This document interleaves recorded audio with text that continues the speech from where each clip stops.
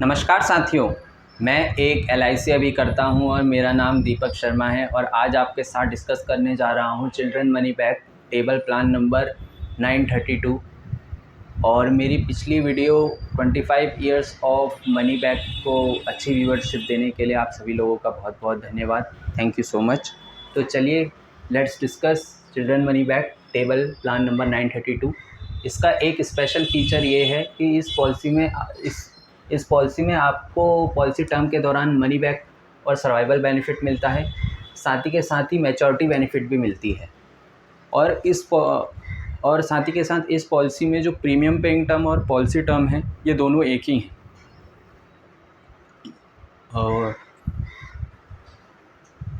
Minimum age है 0 years, maximum age है 12 years. 0 से लेकर 12 साल तक के बीच में जो भी बच्चे हैं और जो पेरेंट्स इस पॉलिसी को लेना चाहते हैं वह इस पॉलिसी को ले सकते हैं। Minimum sum assured, maximum sum assured. Minimum sum assured 1 lakh रुपये INR है। मैक्सिमम सम अश्योर्ड की कोई लिमिट नहीं है। आप चाहें 10, 20, 30, 40, 50, 60, 70 जितने तक का भी सम अश्योर्ड लेना चाहें आप ले सकते हैं। प्रीमियम पेइंग टर्म की मैं बात कर देता हूँ। प्रीमियम पेइंग टर्म का फॉर्मूला है 25 एट द एज ऑफ 25 में से माइनस कर दीजिए जो प्रेजेंट और करंटली एज है। अगर 25 साल में से, अगर फॉर एग्ज़ाम्पल जो मैंने लिया है कि इसमें बच्चे की चाइल्ड की एज है 3 इयर्स और चाइल्ड के पेरेंट्स ने ये पॉलिसी ली है, तो प्रीमियम पेइंग टर्म जो निकलेगा 25 में से जो करंट एज है माइनस करके, करंट एज को माइनस करके यानी 3 इयर्स को, यानी कि 22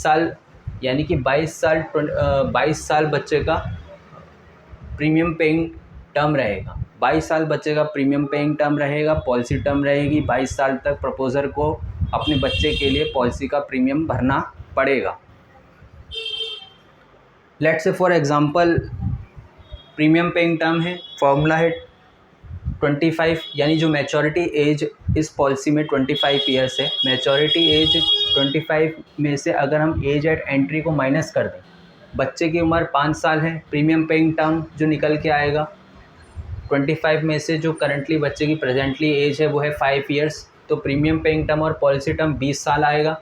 तो मैच्योरिटी कब होगी? Current age plus premium paying term और policy term is equal to maturity होगी at the age of 25 years. जब लाइफ अश्योर्ड 25 ईयर्स का हो जाएगा, जब बच्चा 25 ईयर्स का हो जाएगा तो उसकी पॉलिसी की मैच्योरिटी उसको मिल जाएगी। यहाँ पर एक दूसरा एग्जांपल भी दे रखा है कि चाइल्ड की एज है 10 ईयर्स, प्रीमियम पेइंग टर्म और पॉलिसी टर्म है 15 ईयर्स, तो इन दोनों को ऐड ऑन कर दो तो maturity at the age of 25 years में बच्चे की पॉलिसी की हो जाएगी। साथ ही के साथ जब मनी बैक पॉलिसी टर्म के दौरान मिलेगा तो वो 18 साल, 20 साल और 22 साल इन 3 एजेस पे बच्चे को at the age of 18, at the age of 20, at the age of 22 में 22 की एज में सम अश्योर्ड का 20% एज अ मनी बैक और सर्वाइवल बेनिफिट मिलेगा बच्चे को। जैसे फॉर एग्जांपल, एक एग्जांपल के थ्रू मैं आपके साथ premium amount, money back, maturity benefit, death benefit discuss करना चाहूँगा। लेट्स से एक चाइल्ड है जिसकी एज है 3 इयर्स, उसने रिस्क कवर, लाइफ कवर और सम अश्योर्ड लिया है 10 लाख का। उसके पेरेंट्स ने जो लाइफ कवर, रिस्क कवर लिया है अपने बच्चे के लिए वो लिया है 10 लाख रुपीज़।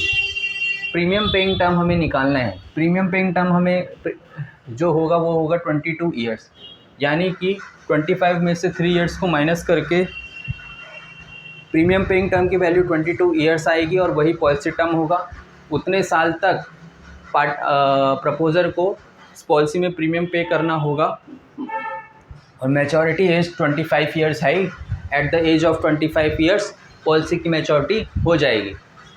तो पहले मैं आपके साथ प्रीमियम अमाउंट के साथ डिस्कशन शुरू करता हूँ। First year premium with tax 4.5%। जो फर्स्ट ईयर का प्रीमियम है ये एग्जांपल ईयरली मोड बेसिस पे है, यानी इसमें जो पार्टी है, जो प्रपोज़र है वो प्रीमियम ईयरली मोड में पे करता है। Let's say for example first year premium with tax 4.5% है, तो फर्स्ट ईयर प्रीमियम जो ईयरली मोड में जाएगा, प्रपोज़र जो पे करेगा लाइफ अश्योर्ड के लिए वो करेंगे 48,922 रुपीज़, जिसमें बेसिक प्रीमियम होगा 46,882 रुपीज़ प्लस GST 4.5% की वैल्यू लगा के बनेगा 2,110 रुपीज़। और साथ ही के साथ ही first year premium with tax 4% के बाद rest of the policy term जो होगा ईयरली मोड में वो होगा 47,937 रुपीज़, जिसमें बेसिक प्रीमियम तो 46,882 है ही, इसमें भी इतना था, इतने में इतना था, लेकिन GST का जो वैल्यू है 2.25% हो जाएगा, यानी कि पहले 4.5% था, वो 2.25% होने की वजह से उसकी वैल्यू कम आ जाएगी। तो ईयरली मोड्स तो फर्स्ट ईयर को छोड़ के रेस्ट ऑफ द ईयर्स पहले के मुकाबले प्रीमियम थोड़ा कम हो जाएगा। अगर आप yearly mode average premium per day calculate करके देखें तो अगर आप 131 से 134 रुपये दिन का बचाते हैं और आपके बच्चे की एज इतनी है तो आप अपने बच्चे के लिए ये पॉलिसी ऑप्ट कर सकते हैं, जिसका रिस्क कवर 10 लाख रुपए है। साथ ही के साथ ही जैसा कि मैंने आपको बताया कि एज 3 इयर्स में बच्चा इंश्योर्ड हुआ, 22 साल तक उनके पेरेंट्स ने प्रीमियम भरा, प्रीमियम पेइंग टर्म और पॉलिसी टर्म के दौरान ही एट द एज ऑफ 18 बच्चे को 2 लाख रुपए एज ए SB और मनी बैक मिला। फिर 20 साल में एज ए SB और मनी बैक 2 लाख रुपए मिला। फिर 22 साल में एज ए SB और मनी बैक 2 लाख रुपए मिला।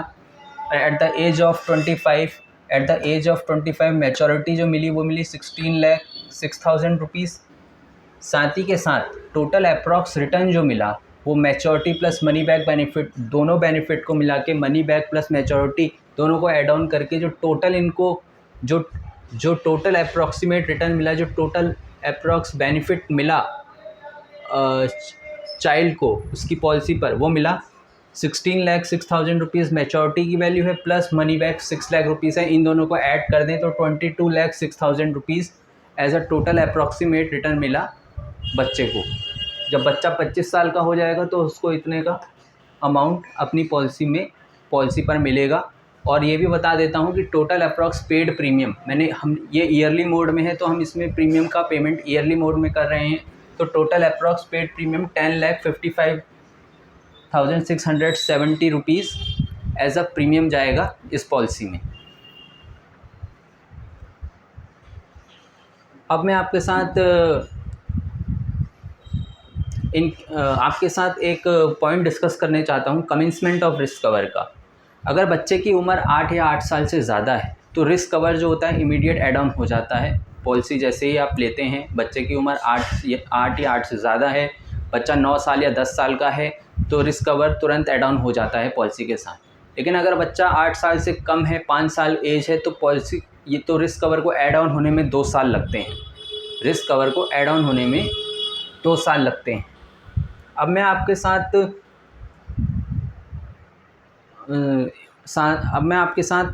मैंने आपके साथ प्रीमियम अमाउंट डिस्कस कर लिया। ईयरली में 48,992 जा रहा था फर्स्ट ईयर में, बाकी के रेस्ट ऑफ द ईयर्स में 47,937 जा रहा था।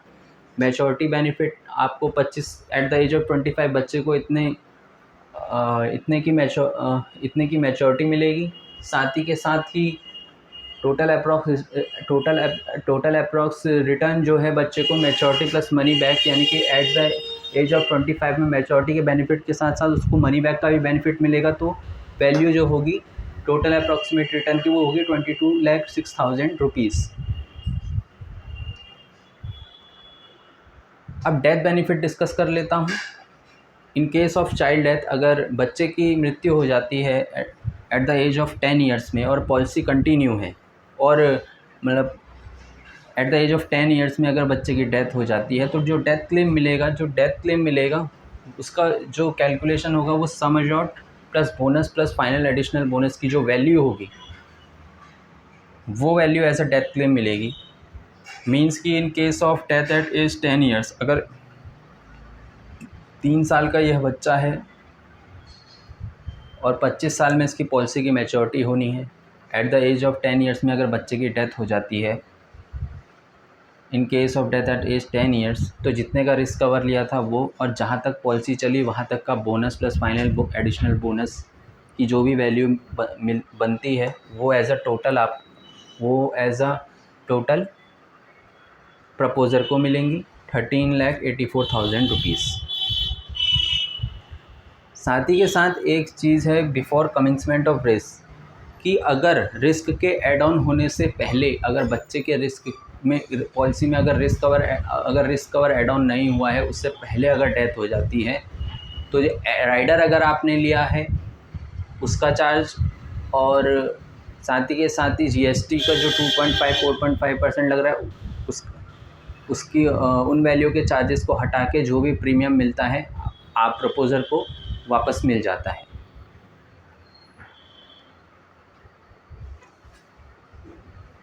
लेट्स से कि इन केस ऑफ प्रपोज़र डेथ, अगर प्रपोज़र की डेथ हो गई, जैसे बच्चा 3 साल का है तो बच्चे तो अपना प्रीमियम को पे नहीं करेगा, प्रपोज़र ही प्रीमियम पेमेंट करेंगे, जैसे उसके मम्मी पापा।